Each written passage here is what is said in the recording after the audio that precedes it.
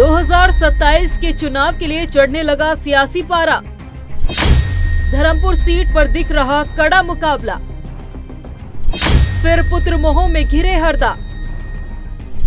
बेटे को चुनाव लड़ाने के लिए हरदा तैयार। बीजेपी विधायक ने किया कटाक्ष। उत्तराखंड के पूर्व मुख्यमंत्री हरीश रावत ने 2027 में विधानसभा चुनाव लड़ने से साफ इनकार कर दिया।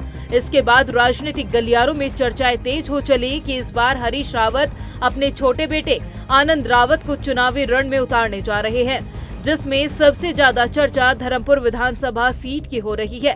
धर्मपुर विधानसभा सीट से विधायक विनोद चमोली ने भी कई बार हरीश रावत पर कटाक्ष करते हुए दिखाई दिए हैं। विनोद चमोली ने हरीश रावत पर अपने बच्चों के लिए प्लेसमेंट एजेंसी का टैग ही लगा दिया। लेकिन इन सब के बीच अब हरीश रावत के छोटे बेटे आनंद रावत ने धर्मपुर विधानसभा सीट से ताल ठोकते हुए चुनाव लड़ने की इच्छा जताई है। उन्होंने कहा कि अगर पार्टी उन्हें मौका देगी तो वे जरूर धर्मपुर से चुनावी रण में उतरेंगे। उन्होंने ये भी कहा कि अगर विनोद चमोली को डर लग रहा है तो ये डर अच्छा है, क्योंकि 10 सालों से वो विधायक है और उनके पास जनता को बताने के लिए कुछ भी नहीं है। अगर विनोद चमोली जी को डर लग रहा है तो ये डर अच्छा है, ये डर होना भी चाहिए, क्योंकि विनोद चमोली जी 10 साल मेयर रहे और अब 10 साल लगातार जो है वो विधायक के तौर पर भी रह चुके हैं। और इतने लंबे समय तक जब वो महत्वपूर्ण कुर्सी में विराजमान होने के बावजूद भी अपनी उपलब्धि नहीं बता पा रहे हैं जनता को कि क्या उन्होंने अपने कार्यकाल में विकास कार्य किए, तो निसंदेह उनको डर लग रहा है। तो ये डर अच्छा है और एक संकेत भी है कि कांग्रेस वापसी कर रही है। हम कांग्रेस के निष्ठावान कार्यकर्ता हैं। अगर पार्टी का जो भी आदेश होगा उसको हम निसंदेह उस पर खरा उतरने की अपनी तरफ से 100% कोशिश करेंगे। वहीं आनंद रावत के बयान के बाद विनोद चमोली ने भी पलटवार करते हुए कहा कि कांग्रेस जिसे भी चुनाव लड़ाए ये उनका अपना मामला है, लेकिन इस बार धर्मपुर से उनकी ऐतिहासिक जीत होगी और अगर हरीश रावत अपने बेटे की बलि देना चाहते हैं तो वो क्या कर सकते हैं। देखिए, कांग्रेस किसको लड़ाएगी ये कांग्रेस का सब्जेक्ट है। जो भी आएगा उसका स्वागत है, चुनाव लड़ा जाएगा और निश्चित तौर पर ये ऐतिहासिक जीत होगी इस बार जो धर्मपुर की होने जा रही है।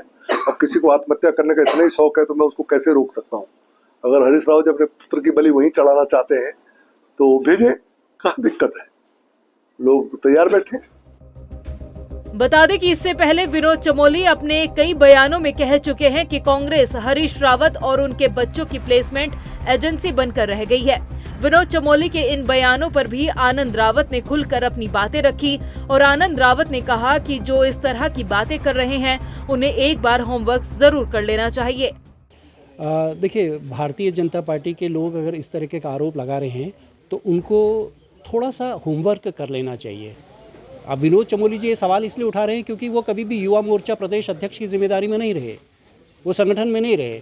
वो हमेशा चाटुकारिता के माध्यम से जो है यहाँ तक पहुँचे हैं, इस कुर्सी तक पहुँचे हैं। लेकिन अब मैं समझता हूँ कि 10 साल मेयर रह लिए और 10 साल अब वो विधायकी के भी पूरे करने जा रहे हैं। इसके बावजूद भी अगर वो जनता को नहीं बता पा रहे कि उनकी क्या उपलब्धि रही तो ये उनका मानसिक दिवालियापन समझता हूँ। विनोद चमोली का कहना है कि जो भी धर्मपुर विधानसभा सीट से चुनाव लड़ेगा उसे हम निपटाएंगे, भले ही पिता पुत्र दोनों ही मैदान में क्यों ना आ जाए।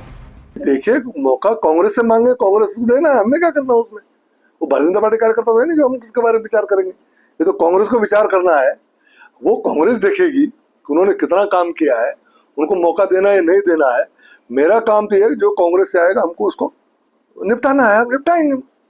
कोई दिक्कत, वो पिता पुत्र दोनों इकट्ठे लड़े ना, क्या दिक्कत है। दो नॉमिनेशन करें, हमें क्या आपत्ति है, वही निपटाएंगे।